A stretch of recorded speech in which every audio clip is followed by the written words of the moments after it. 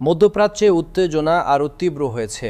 ইরানের পররাষ্ট্রমন্ত্রী Abbas Araghchi বলেছেন, যুক্তরাষ্ট্র ও ইসরায়েল সর্বশেষ এই সংঘাত শুরু করলেও যুদ্ধ কখন এবং কিভাবে শেষ হবে তা নির্ধারণ করবে ইরানই।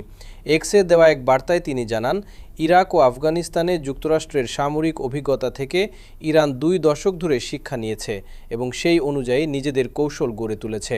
তার দাবি, রাজধানীতে বোমা হামলা হলেও ইরানের যুদ্ধ পরিচালনার সক্ষমতায় কোনো প্রভাব পড়বে না। আরাকচি বিকেন্দ্রীকৃত মোজাইক ডিফেন্স কৌশলের কথা উল্লেখ করে বলেন, এই ব্যবস্থায় ইরানকে পরিস্থিতি অনুযায়ী সিদ্ধান্ত নেওয়ার সক্ষমতা দেয়।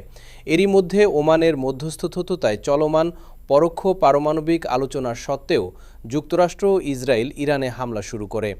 জেনেভায় সর্বশেষ বৈঠকে উভয় পক্ষ অগ্রগতির কথা স্বীকার করলেও সামরিক উত্তেজনা সেই কূটনৈতিক প্রচেষ্টাকে ছাপিয়ে গেছে।